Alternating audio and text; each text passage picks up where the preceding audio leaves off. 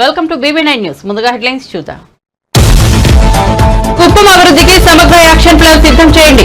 అధికారులకు చంద్రబాబు ఆదేశాలు. రాజకీయ ప్రోత్సాహంతో పెట్టిన తప్పుడు రౌడీ షీట్లు ఎత్తివేయాలని సూచన. రాష్ట్రంలో పేదరిక నిర్మూలనకు కుప్పం నుండే శ్రీకారం చుడదామని పిలుపు.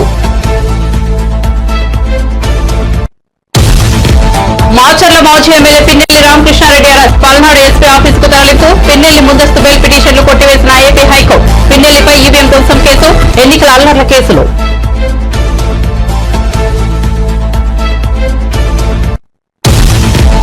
అధికారంలో ఉన్నప్పుడు ఒకలా, ప్రతిపక్షంలో ఉన్నప్పుడు మరోలా జగన్ మాట్లాడుతున్నారన్న పయ్యావుల కేశవ్. జగన్ ఫ్లోర్ లీడర్ మాత్రమేనని, ప్రతిపక్ష నేత కాదన్న మంత్రి. మొత్తం సభ్యులో 10వ వంతు ఉంటేనే ప్రతిపక్ష నేత హోదా ఇస్తారంటూ వ్యాఖ్య. పార్లమెంట్ లో రాహుల్ గాంధీ, ప్రధాని మోదీ మధ్య ఆసక్తికర సన్నివేశం. ఓ బిర్లాకు స్వాగతం పలుకుతూ మోదీ, రాహుల్ గాంధీ కరచాలనం. లోక్సభలో ఇండియా కూటమి తరఫున విపక్ష నేతగా రాహుల్ గాంధీ. దీంతో పార్లమెంట్ లో స్పెషల్ అట్రాక్షన్ గా మారిన కాంగ్రెస్ అగ్రనేత. మాజీ మంత్రి పోచారం, జగిత్యాల ఎమ్మెల్యే సంచలనపై స్పీకర్ కు బీఆర్ఎస్ ఫిర్యాదు. ఫోన్ చేసినా స్పందించకపోవడంతో ఈమెయిల్, స్పీడ్ పోస్టు ద్వారా ఫిర్యాదు. పార్టీ మారిన ఎమ్మెల్యేలపై అనర్హత వేటు వేయాలని ఫిర్యాదు.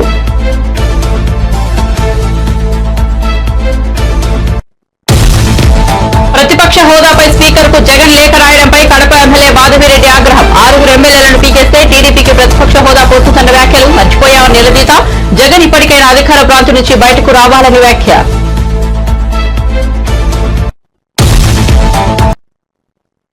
ఇక వార్త వివరాల్లోకి వెళ్తే ఆంధ్రప్రదేశ్ ముఖ్యమంత్రి చంద్రబాబు కుప్పం పర్యటన 2వ రోజు కొనసాగుతోంది. స్థానిక ఆర్ఎండ్బీ అతిగృహం వద్ద ప్రజల నుంచి ఆయన వినతులు స్వీకరించారు. వివిధ ప్రాంతాల నుండి పెద్ద ఎత్తున అక్కడికి చేరుకున్న ప్రజలు తమ సమస్యలను సీఎంకు వివరించారు. ముఖ్యమంత్రి స్వయంగా వినతులను తీసుకుని పరిశీలించారు. వాటి పరిష్కారానికి చర్యలు తీసుకోవాలని జిల్లా కలెక్టర్ సుమిత్ కుమార్ అధికారులను ఆయన ఆదేశించారు.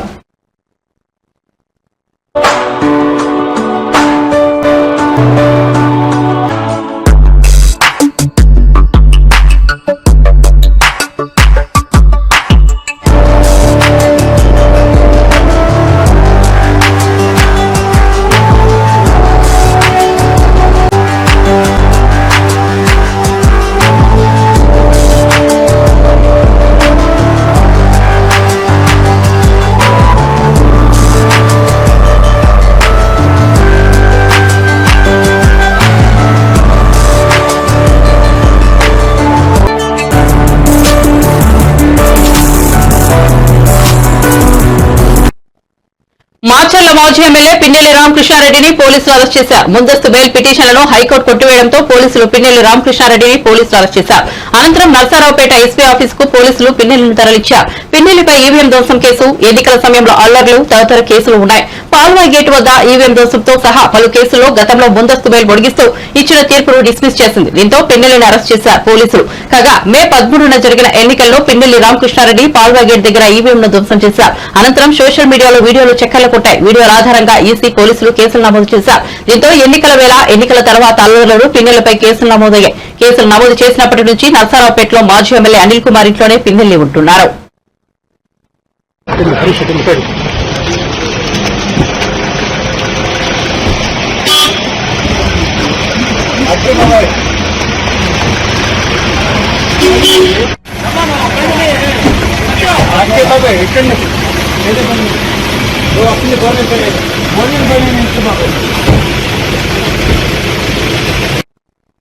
పార్లమెంట్ లో లోక్సభ స్పీకర్ ఎన్నికల సందర్భంగా ప్రధాని మోదీ, కాంగ్రెస్ అగ్రనేత రాహుల్ గాంధీ మధ్య ఆసక్తికర సన్నివేశం చోటు చేసుకుంది. 18వ లోక్సభ స్పీకర్ గా ఎన్నికైన ఓం బిర్లాకు స్వాగతం పలుకుతూ మోదీ, రాహుల్ గాంధీ కరచాలనం చేసుకున్నారు. ఇక లోక్సభలో ఇండియా కూటమి తరఫున విపక్ష నేతగా రాహుల్ గాంధీ ఎన్నికైన విషయం తెలిసిందే. దీంతో పార్లమెంట్ లో ఆయన స్పెషల్ అట్రాక్షన్ గా మారారు. మొన్నటి వరకు గుబురు గడ్డంతో కనిపించిన ఆయన ట్రిమ్ చేయించి కొత్తగా కనిపిస్తున్నారు. ఎంపీగా ప్రమాణ స్వీకారానికి కూడా టీషర్ట్ ధరించి వచ్చిన రాహుల్ ట్రెడిషనల్ పొలిటీషియన్ గెటప్ లో ఆకట్టుకున్నారు. తెల్లటి కుర్తా పైజామాలో వచ్చిన ఆయన్ను కాంగ్రెస్ ఎంపీలతో పాటు మిగతా పార్టీల నాయకులు కూడా ఆసక్తిగా గమనించారు. To come up and occupy the chair.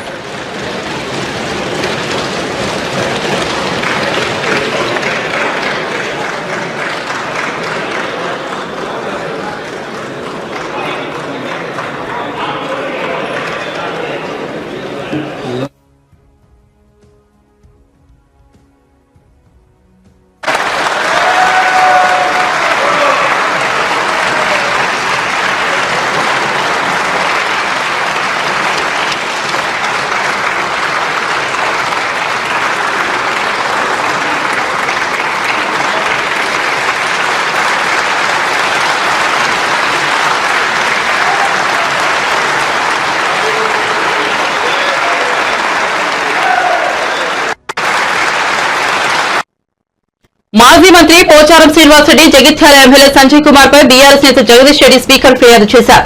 Speaker కు ఫోన్ చేసినా స్పందించకపోవడంతో ఆయన ఈమెయిల్, స్పీడ్ పోస్టు ద్వారా వారిపై ఫిర్యాదు చేశారు. వారు గత అసెంబ్లీ ఎన్నికల్లో బీఆర్ఎస్ నుంచి గెలిచి ఆ తర్వాత కాంగ్రెస్ పార్టీలో చేరారు. ఈ నేపథ్యంలో పార్టీ మారిన ఆ ఎమ్మెల్యేలపై అనర్హత వేటు వేయాలని స్పీకర్ గడ్డం ప్రసాద్ శాసనసభ సెక్రటరీకి ఆయన ఫిర్యాదు చేశారు. ఇదివరకు పార్టీ మారిన దానం నాగేందర్, కడియం శ్రీహరి, తెల్లం వెంకటరావులపై కూడా ఫిర్యాదు చేశారు. బీఆర్ఎస్ పార్టీ బీఫామ్ పైన గెలిచిన శాసనసభ్యులు గౌరవనీయులు మాజీ స్పీకర్, మాజీ మంత్రివర్యులు బాన్సువాడ శాసనసభ్యులుగా గెలిచిన పోచారం శ్రీనివాసరెడ్డి గారు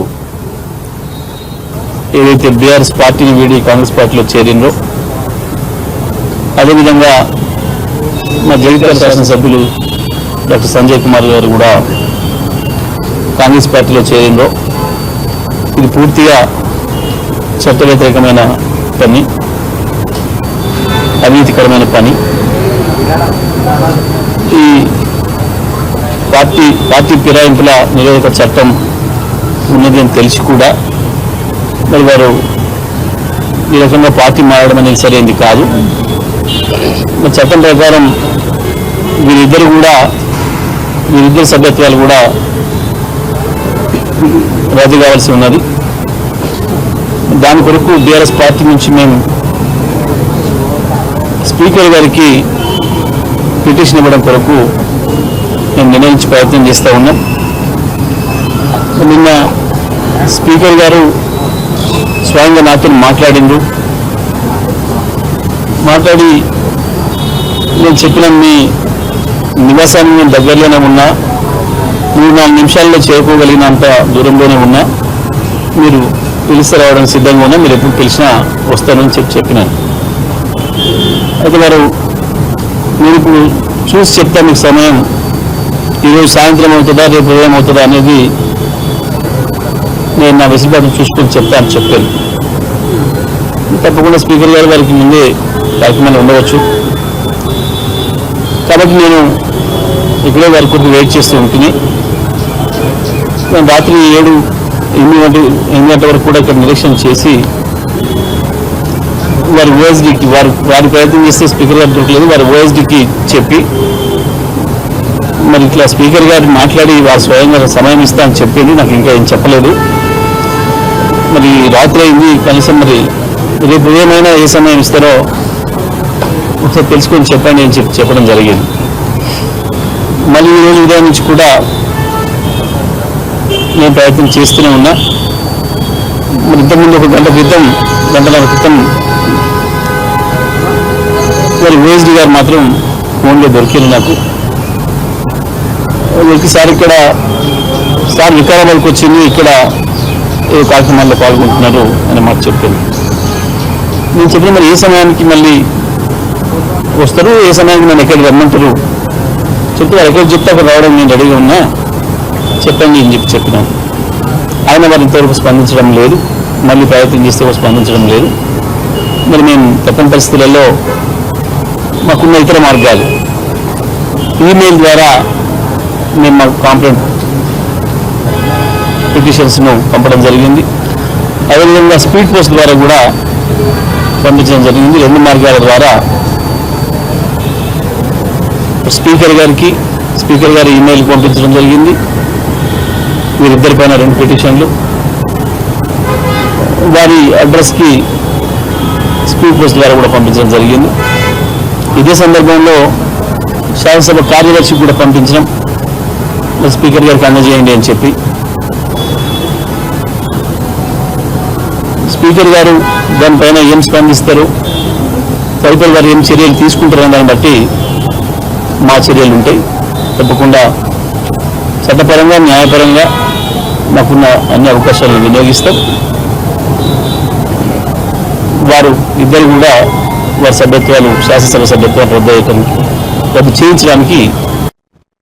వైసీపీ అధినేత మాజీ సీఎం జగన్ కు ప్రతిపక్ష హోదా లేదన్నారు ఏపీ మంత్రి పయ్యావుల కేశవ్. మొత్తం సభ్యుల్లో 10వ వంతు ఉంటేనే ప్రతిపక్ష హోదా ఇస్తారని మంత్రి తెలిపారు. జగన్ ఫ్లోర్ లీడర్ మాత్రమేనని పేర్కొన్నారు. సీఎం తర్వాత ప్రతిపక్ష నేత ప్రమాణం చేయాలని జగన్ చెప్పడం హాస్యాస్పదంగా ఉందన్నారు. జగన్ కు ప్రతిపక్ష హోదా లేనందున ముఖ్యమంత్రి తర్వాత మంత్రులు ప్రమాణం చేశారని ఆయన గుర్తు చేశారు.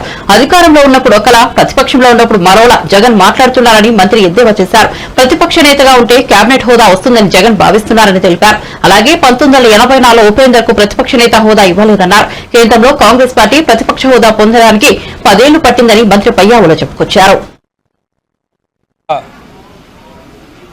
గతంలో ముఖ్యమంత్రిగా పనిచేసినటువంటి జగన్మోహన్ రెడ్డి గారు ప్రజలు ఇచ్చినటువంటి తీర్పుని జీర్ణించుకోలేనటువంటి పరిస్థితుల్లో ఉన్నారనేటువంటిది ఆయన శాసనసభాధిపతికి రాసినటువంటి లేఖను బట్టి మాకు అర్థమవుతా ఉంది. నాకు ప్రధాన ప్రతిపక్ష హోదా ఇవ్వకుండా అన్ని పార్టీలు ఏదో ఆలోచన చేస్తున్నాయన్న భావన నాకు కలుగుతోంది అని. జగన్మోహన్ రెడ్డి గారు, పార్టీలు ప్రతిపక్ష హోదాలు ఇవ్వవండి. మీరు అధికారంలో ఉంటారా, ప్రతిపక్షంలో ఉంటారా, ప్రతిపక్ష హోదా కూడా లేకుండా ఇవ్వాలని తీర్పునిచ్చేటువంటిది ప్రజలు. ఈ రాష్ట్ర ప్రజానీకం మీకు ప్రతిపక్ష హోదా కూడా ఇవ్వకూడదు అని నిర్ణయం తీసుకుని తీర్పునిచ్చారు. దాన్ని మీరు యాక్సెప్ట్ చేయండి. ఎస్, బాధాకరమైనటువంటి అంశం. అందుకనే మేము ఎక్కడ కూడా మీరు శాసనసభలోకి వచ్చినా పోయినా కూడా మేమేం మాట్లాడలే, చాలా హుందాగా వ్యవహరించాం. గతంలో చంద్రబాబు నాయుడు గారు మొట్టమొదటిసారి మాట్లాడే ప్రయత్నం చేస్తే ఒకసారి శాసనసభ వీడియోలు తెప్పించుకుని చూడండి, మీరు ఎంత హెకిల్ చేసేటువంటి ప్రయత్నం చేశారు. మీరు యాక్సెప్ట్ చేయండి. ప్రజల తీర్పు మీకు ప్రతిపక్ష హోదా ఇవ్వకూడదు అనేటువంటిది ఇచ్చారు. జీతాలు భత్యాలు ఇచ్చేటువంటి పెన్షన్ ప్రకారం మీకు ప్రతిపక్ష నాయకుడి హోదా వస్తుంది అనేటువంటి సలహా ఏ పెద్ద మనిషి ఇచ్చాడో. గతంలో అంతమంది సలహాదారులు పెట్టుకుని ఇక్కడ దాకా వచ్చారు. ఇప్పుడైనా మంచి సలహాదారుని పెట్టుకోండి. ఈ లేఖ రాసింది మీ సొంత ఆలోచన అయితే మీరు ఇంకొంచెం ప్రజా తీర్పుని ఆమోదించే స్థితికి రావాలి అని నేను కోరుకుంటున్నా. ఇది మీకు ఏ సలహాదారుడు ఇచ్చిందైతే మాత్రం మీ భవిష్యత్తు ఎట్లుండబోతుందో మాకు అర్థమైపోయింది. ఆ సలహాదారులతో ఇక్కడికి వచ్చారు, ఈ సలహాదారుడితో మీరు ఎక్కడికి పోతారు అనేటువంటిది మాకు అర్థమవుతోంది. సారీ జగన్మోహన్ రెడ్డి గారు, మీరు ఎప్పుడు ఎక్సైజ్ బుక్స్ లేకపోతే ఇసుక అకౌంట్ బుక్స్ కాదు చూడాల్సింది. అప్పుడప్పుడు assembly rules book, parliamentary practices మీద కౌలన్ షగ్దర్ బుక్ కూడా చూడండి, అర్థమవుతాయి. ఇది సాంప్రదాయం కాదండి. సభ్యుడిగా ప్రమాణ స్వీకారం చేసిన తర్వాత మాత్రమే అతన్ని సభ్యుడిగా గుర్తించబడతాడు, అక్కడ కూర్చోవడానికి అర్హుడవుతాడు, అతనికి ఓటింగ్ సంబంధించినటువంటి అర్హతలు వస్తాయి. ఇది సాంప్రదాయం కాదు. మీ మొట్టమొదటి లేఖలో మొదటి లైన్లోనే మీ ఆలోచనలో తప్పు ఎట్లా ఉంది అనేటువంటిది అర్థమవుతోంది. మీరు ప్రతిపక్ష నాయకుడు కాదే. ఇక్కడ ప్రతిపక్షంలో ఉన్నటువంటి పార్టీకి సంబంధించినటువంటి నాయకుడు మీరంతే. ఫ్లోర్ లీడర్ అంటారు మిమ్మల్ని, పార్లమెంట్లో గ్రూప్ లీడర్ అంటారు, శాసనసభలో మనం ఫ్లోర్ లీడర్ అంటాం. మీరు ఆ గ్రూపుకి నాయకుడు మాత్రమే తప్ప ప్రతిపక్ష హోదా కలిగినటువంటి ప్రతిపక్ష నాయకుడు కాదు. ఎవరు ఇంత మరీ ఓనమాలు కూడా చూసుకోకుండా ఎట్లా మీ చేత ఈ లేఖ రాయించారో మీకు వచ్చిన ఆలోచన నాకు అర్థం కాదు. తమకు ప్రతిపక్ష హోదా ఇవ్వాలని సభాపతికి జగన్ లేఖ రాయడం సిగ్గుచేటని TDP Kadapa MLA or Madhavi Reddy ఎద్దేవా చేశారు. మంగళగిరిలోని పార్టీ కేంద్ర కార్యాలయంలో మీడియాతో మాట్లాడుతూ మొత్తం సభ్యుల్లో 10వ వంతు ఉంటేనే ప్రతిపక్ష హోదా వస్తుందని, ఆ విషయంపై కనీస అవగాహన లేకుండా జగన్ కోరడం విడ్డూరంగా ఉందన్నారు. 6 ఎమ్మెల్యేలను పీకేస్తే టీడీపీకి ప్రతిపక్ష హోదా పోతుందని తాను అన్న మాటలను జగన్ మర్చిపోయారా అని ప్రశ్నించారు. ముఖ్యమంత్రి అయితేనే మీరు అసెంబ్లీకి వస్తారా? అలాంటప్పుడు పులివెందుల ప్రజలు మీకు ఓటు వేసి ఎందుకు గెలిపించారని నిలదీశారు. మీ నియోజకవర్గ సమస్యలు మీకు పట్టవా అన్నారు. జగన్ ఇప్పటికైనా అధికార భ్రాంతి నుంచి బయటకు రావాలన్నారు. జగన్మోహన్ రెడ్డి గారు ప్రతిపక్ష హోదా కోసం ఒక స్పీకర్ గారికి లెటర్ పంపించడం జరిగింది. అందులో భాగంగా ఆర్టికల్ 208 ప్రకారము 10% టోటల్ స్ట్రెంత్లో ఉండాల్సిన అవసరం లేదని చెప్పారు. ఈరోజు ఒకసారి పార్లమెంట్ మెంబర్గా, 3 సార్లు ఎమ్మెల్యేగా, ఒకసారి ఆంధ్రప్రదేశ్ సీఎంగా పనిచేసిన జగన్మోహన్ రెడ్డి గారు అసెంబ్లీ రూల్స్లో ఈ విషయం స్పష్టంగా ఉన్నది అన్న విషయం కూడా మర్చిపోయి ఏ విధమైన అవగాహన లేకుండా రాశారు.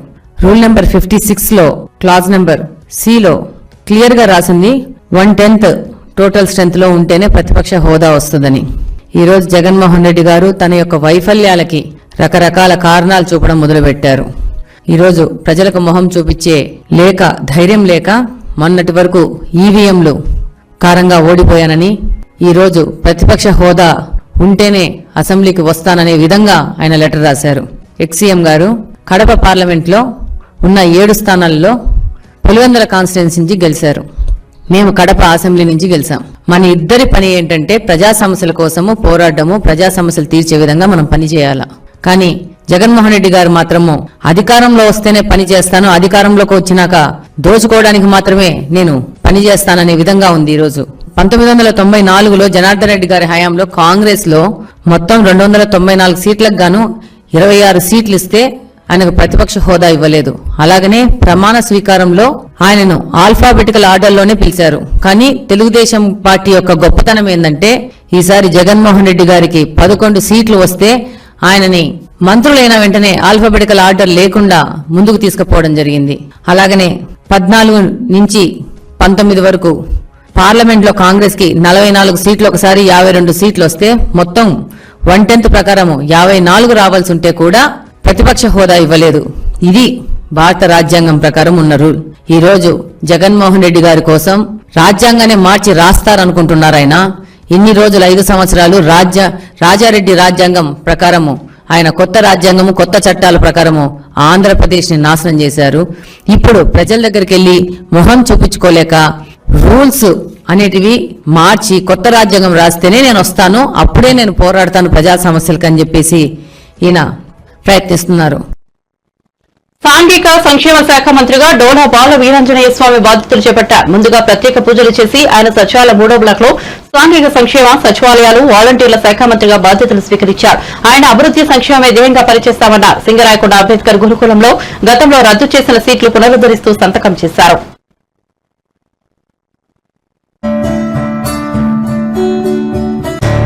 సాంఘిక సంక్షేమ శాఖ మరియు డిజేబుల్డ్ గ్రామ వార్డు సచివాలయ శాఖ మంత్రులుగా బాధ్యతలు తీసుకొచ్చుకోవడం చాలా సంతోషంగా ఉంది. మా ముఖ్యమంత్రి వర్యులు శ్రీ నారా చంద్రబాబు నాయుడు గారు నా మీద ఉంచినటువంటి బాధ్యతల్ని సమర్థవంతంగా నిర్వహించి ఏదైతే నా శాఖలో చాలా మందికి ప్రభుత్వం నుంచి అవసరాలు ఉన్నాయి, వీళ్ళందరికీ కూడా సేవ చేసే విధంగా ప్రభుత్వం స్టాండర్డ్స్ ప్రకారం వాళ్ళందరికీ కూడా అన్ని అందించే విధంగా చర్యలు చేపడతామని చెప్పి తెలియజేసుకుంటూ ఈరోజు మొదటిగా 3 సంతకాలు సోషల్ వెల్ఫేర్ డిపార్ట్మెంట్ లో, అదేవిధంగా డిజేబుల్ డిపార్ట్మెంట్ నుంచి ఒకటి ఈరోజు సిగ్నేచర్ చేయడం జరిగింది. ఒక ముఖ్య విషయం ఏంటంటే 2014-19 ముందు తెలుగుదేశం ప్రభుత్వంలో నారా చంద్రబాబు నాయుడు గారు ముఖ్యమంత్రిగా ఉన్నప్పుడు కొన్ని గురుకుల పాఠశాలలో అదనంగా సీట్లు ఇవ్వడం జరిగింది. గత ప్రభుత్వంలో జగన్మోహన్ రెడ్డి ముఖ్యమంత్రిగా ఉన్నప్పుడు ఈ గురుకుల పాఠశాలలో సీట్లు రద్దు చేశారు. ఇది రాష్ట్ర వ్యాప్తంగా సుమారు 1600 వరకు ఉన్నాయి. మా నియోజకవర్గంలోని సింగరాయకొండ డాక్టర్ బిఆర్ అంబేద్కర్ గురుకుల పాఠశాలలో 2020లో బైపీసీలో 40, ఎంపీసీలో 80 సీట్లు రద్దు చేశారు. తిరిగి ఆ సీట్లను పునరుద్ధరిస్తూ ఈరోజు సంతకం పెట్టడం జరిగింది. బాపట్ల జిల్లా పర్చు నియోజకవర్గంలోని నాగులపాలెం గురుకుల పాఠశాలలో పైలట్ ప్రాజెక్టు కింద విద్యార్థులకి సోలార్ ప్రాజెక్టు ద్వారా వేడి నీళ్లు, హాట్ వాటర్ అందించే విధంగా పైలట్ ప్రాజెక్ట్ ని చేపడుతూ 15 లక్షల రూపాయలతోటి ప్రాజెక్ట్ ని మంజూరు చేయడం జరిగింది. అదేవిధంగా నాగులపాలెంలోనే 9 లక్షల రూపాయలతోటి పాఠశాలకు సరఫరా చేసే కూరగాయలు, పండ్లు, గుడ్లు, ఇతర సామాగ్రిని భద్రపరచుకోవడం కోసం ప్రత్యేకంగా కోల్డ్ స్టోరేజ్ రూమ్ ఒకటి డిజైన్ చేయడం, ఇది కూడా పైలట్ ప్రాజెక్టు కింద 9 లక్షల రూపాయలతోటి మంజూరు చేయడం జరిగింది. ఫీజు రియంబర్స్మెంట్ పథకం కింద ఏజెన్సీ సోషల్ వెల్ఫేర్ డిపార్ట్మెంట్ నుంచి ఈ ఎస్సీ, ఎస్టీ, బీసీ వీళ్ళందరూ కూడాను మైనార్టీలు కలిపి 2505.56 కోట్ల రూపాయలని, ఎస్సీ విద్యార్థులకి 131.82 కోట్ల రూపాయలని గత ప్రభుత్వంలో బకాయిలు పెట్టడం జరిగింది. వీటన్నిటిని చెల్లించాల్సినటువంటి పరిస్థితులు ఉన్నాయి. ఆ రోజు ప్రభుత్వం దళితులకి, ఎస్సీలకి, బీసీలకి అన్ని చేసాం, నవరాత్రులు అన్నారు. ఈరోజు వాస్తవాలు చూస్తుంటే వాళ్ళకి ఇవ్వాల్సినటువంటి ట్యూషన్ ఫీజులు 2505.56 కోట్ల రూపాయలు ఉన్నాయి. సర్టిఫికేట్లు తీసుకోలేని పరిస్థితి, పాస్ అయినా కానీ ఈ రోజుకి ఇవ్వలేని పరిస్థితి, బకాయిలు చేయలేనున్నా ఆ పిల్లలు చాలా ఇబ్బందులు పడుతూ ఉన్నారు. అదేవిధంగా వసతి నిర్వహణ రుసుము కింద ఎంటీఎఫ్ కింద మొత్తం 23-24 వరకు ఉన్న బకాయిలు 895 కోట్ల రూపాయలు ఉన్నాయి. గత ప్రభుత్వం పేదల్ని మోసగిచ్చి మభ్యపెట్టి 3575.22 కోట్ల రూపాయలని బకాయిలుగా పెట్టి మభ్యపెట్టింది. దీనికి తగినట్లుగానే ప్రజలు తీర్పు ఇవ్వడం జరిగింది. ఈరోజు ఆర్టీసీలో మహిళలకు ఉచిత ప్రయాణం హామీపై తాము ఏర్పాటు చేసే కమిటీ కర్ణాటక, తెలంగాణ రాష్ట్రాల్లో అధ్యయనం చేసి ఎలాంటి సమస్యలు లేకుండా పథకం అమలు చేస్తామని మంత్రి రాంప్రసాద్ రెడ్డి తెలిపారు. చిత్తూరు జిల్లా కుప్పం ఆర్టీసీ ప్రాంగణంలో 5 నూతన బస్సులను ఆయన ప్రారంభించారు. నూతన బస్సులో తొలి టికెట్ మంత్రి కొనుగోలు చేశారు. అనంతరం ఆయన మీడియాతో మాట్లాడారు. అత్యున్నత ప్రమాణాలతో కుప్పంలో ఈ బస్టాండ్ ఏర్పాటు చేస్తామన్నారు. గత ప్రభుత్వంలో డిపోలను, బస్టాండ్లను నిర్వీర్యం చేశారని ఆరోపించారు. ప్రజలు సంతోషంగా ఉంటారో, ప్రజలకు మెరుగుగా అలాగే అందుబాటులోకి తెచ్చేదానికి ప్రయత్నించే ఉద్దేశంతో కుప్పం బస్టాండ్ ఏదైతే ఉందో ఆ బస్టాండ్ను రాబోయే కాలంలో దేశంలోనే అత్యున్నతమైన ప్రమాణాలతో ఈ బస్టాండ్ అన్ని విధాల అందుబాటులోకి తెచ్చే విధంగా ఇక్కడ నిర్మించేదానికి నిన్న అనౌన్స్ చేయడం జరిగింది. ఇక్కడ నిర్మించబోయే బస్టాండ్ డిపిఆర్ను రెడీ చేసి త్వరలోనే ఒక 4-5 ప్లాన్లు తీసుకొని వచ్చి ఏదైతే ప్రజలకు బాగుంటుందో, ఎక్కడా లేని విధంగా నిర్మాణం చేస్తే ప్రజల యొక్క మన్నలు పొందుతామో ఆ విధంగా కుప్పం బస్టాండ్ తయారు చేసే విధంగా చర్యలు తీసుకోవడం జరుగుతుంది రాబోయే కాలంలో. ఈరోజు ఇక్కడ 5 బస్సులను ప్రారంభించడం జరిగింది. గత ప్రభుత్వాల్లో కొన్ని డిపోలను అయితేనేం, కొన్ని నియోజకవర్గంలో ఉన్న బస్టాండ్లను అయితేనేం నిర్వీర్యం చేయడం జరిగింది. ముఖ్యమంత్రి గారు ఇక్కడికి రావడంతోనే సుమారు గతంలో నిలిపేసిన 30 పైన సర్వీసులను మరొకసారి ప్రారంభించడం జరుగుతూ ఉంది. భద్రతా ప్రమాణాలు పాటించి రోడ్లపైకి బస్సులు వచ్చేటప్పటికి బస్సులు ఫిట్గా ఉండాల. ఈరోజు చాలా ప్రమాదాలకు కారణం ఏంటంటే బస్సులు సరైన స్థితిలో ఉండకపోవడమే దీనికి కారణం. పదోన్నతుల్లో ఎస్జీటీలకు న్యాయం చేయాలని బీజేపీ అధికార ప్రతినిధి రాణి రుద్రమ డిమాండ్ చేశారు. వారిని నియమించినప్పుడు ఒక నియమం పదోన్నతి కల్పించే సమయంలో మరో నిర్ణయం ఎలా వర్తిస్తుందని ప్రశ్నించారు. ప్రభుత్వ ప్రధాన ఉపాధ్యాయులందరికీ సమన్వయం జరిగేలా ఒక కమిటీని నియమించి విధి విధానాలు ఖరారు చేయాలని ప్రభుత్వాన్ని డిమాండ్ చేశారు. బీఆర్ఎస్ లాగే కాంగ్రెస్ ప్రభుత్వం కూడా ఉపాధ్యాయుల హక్కులను కాలరాస్తోందని ఆమె మండిపడ్డారు. జీవో 2, జీవో 3 ఉపాధ్యాయులకు అన్యాయం చేసేటటువంటి జీవోలు. ఆ జీవోలను రద్దు చేసి పాత జీవోలు జీవో 11, జీవో 12 అని అమలు చేయాలి అని చెప్పి వాళ్ళు ఏదైతే కోరుతున్నారో వాటిని కనీసం పరిశీలించేటటువంటి పరిస్థితిలో కూడా రేవంత్ రెడ్డి గారి ప్రభుత్వం లేదు. మీకు పార్టీ ఫిరాయింపుల కోసం ఉన్నటువంటి సమయం, మీ పార్టీ నాయకులు రాహుల్ గాంధీ గారు, సోనియా గాంధీ గారు, మల్లికార్జున్ ఖర్గే గారు ఢిల్లీలో ఒక డయాస్ మీద నిలబడి మీ పార్టీ మేనిఫెస్టోను రిలీజ్ చేసి పాంచన్యాయ సూత్రాలని చెప్పి ప్రజలకు చెప్పి పక్క పార్టీలో గెలిచినటువంటి అభ్యర్థులు ఇతర పార్టీలకు వెళితే వాళ్ళ అభ్యర్థిత్వాన్ని రద్దు చేయాలి, వాళ్ళని డిస్క్వాలిఫై చేయాలి అని చెప్పి మీరు మీ పాంచజన్య సూత్రాలలో పెట్టింది. వాటిని కూడా కాలదన్ని ఇవాళ నియమాలు నిబంధనలు ఏమీ లేకుండా మీరు తెలంగాణ రాష్ట్రంలో పక్క పార్టీలలో గెలిచినటువంటి వాళ్ళను జాయిన్ చేసుకునేటందుకు మీకు సమయం ఉన్నది. వాటికి ఏ నియమాలుండయి, వాటికి ఏ నిబంధనలుండయి, మీరు మాట్లాడిన మాటలకు విలువ ఉండదు. మరి వాళ్ళ ప్రభుత్వ ఉద్యోగులకు ఇచ్చేటటువంటి ప్రమోషన్ల విషయంలో మాత్రం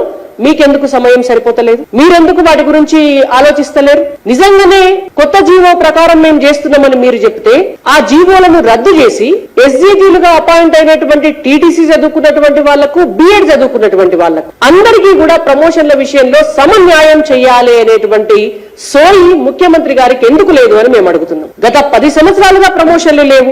ఇవాళ మీరేదో ఇస్తాము అని ఒక ఆశ చూపిండ్రు వాళ్లకు. మరి ఆ ఇచ్చే ఆశ చూపినటువంటి క్రమంలో సమన్యాయం చేయండి. ఈ విడత పోతే మళ్ళా ఎన్నేళ్లకు వాళ్లకు ఆ ప్రమోషన్లు వస్తాయో, ఇప్పుడు కూడా వస్తాయో రావో కూడా తెలియదు. 29-30 సంవత్సరాలుగా ఒక పోస్టులో నియమించబడ్డటువంటి ఉపాధ్యాయుడు ఎస్జీటీగా అదే పోస్ట్ లో ఉన్నారు ఇప్పటి వరకు కూడా. మరి దీన్నంతా చూడడానికి ముఖ్యమంత్రి గారికి వెసులుబాటు లేదు. విద్యాశాఖ మంత్రి తెలంగాణ రాష్ట్రంలో కావాలి అని మీరు విద్యాశాఖ మంత్రిని అపాయింట్ చేయరు. వాళ్ళ సమస్యలు మొరబెట్టుకుందాము అని అంటే డిస్ట్రిక్ట్ ఎడ్యుకేషన్ ఆఫీసర్ కావాలి జిల్లాల. మీరు డిఈఓలను అపాయింట్ చేయరు. మండల స్థాయిలో వెళ్ళి చెప్పుకుందామంటే అక్కడ ఎంఈఓ కావాలి. మీరు ఎంఈఓలను అపాయింట్ చేయరు. బళ్ళల్లోనన్నా టీచర్లు మరి ఎట్లా చేద్దాం సార్ అని మాట్లాడుకుందామంటే స్కూల్లో ప్రిన్సిపాల్ ఉండాలి.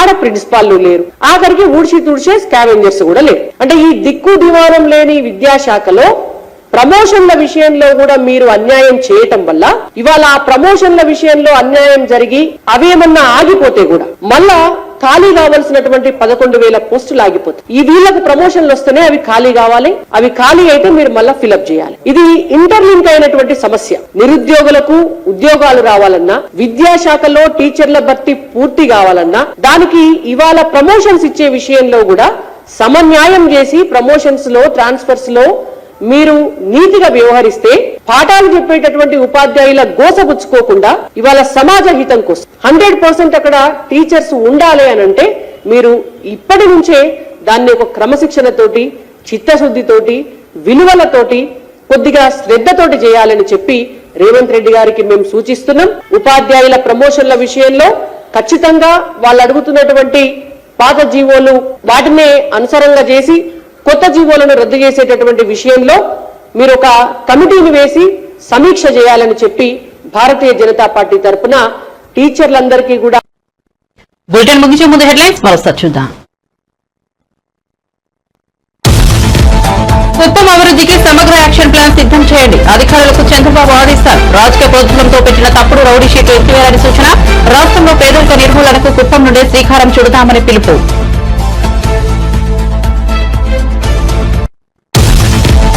మాచర్ల మాజీ MLA Pinnelli Ramakrishna Reddy arrest. Palnadu SP office కు తరలింపు. పిన్నెల్లి ముందస్తు బెయిల్ పిటిషన్లు కొట్టివేసిన ఏపీ హైకోర్టు. పిన్నెల్లిపై ఈవీఎం దోషం, ఎన్నికల అల్లర్ల కేసులు.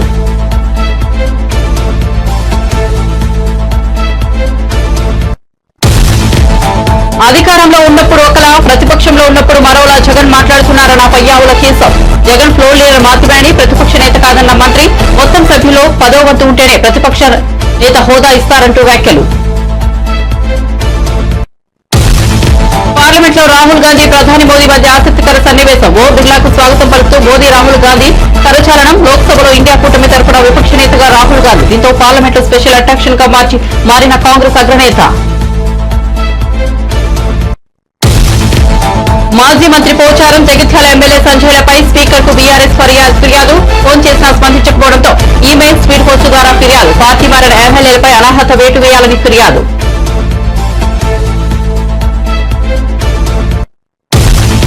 ప్రతిపక్ష హోదాపై స్పీకర్ కు జగన్ లేఖ రాయడంపై కడప ఎమ్మెల్యే మాధవిరెడ్డి ఆగ్రహం. 6 ఎమ్మెల్యేలను పీకేస్తే టీడీపీకి ప్రతిపక్ష హోదా పోతుందన్న వ్యాఖ్యలు మర్చిపోయావా నిలదీత. జగన్ ఇప్పటికైనా అధికార ప్రాంతం నుంచి బయటకు రావాలని వ్యాఖ్య. మరిన్ని అప్డేట్స్ కోసం చూస్తూనే ఉండండి BV9 న్యూస్.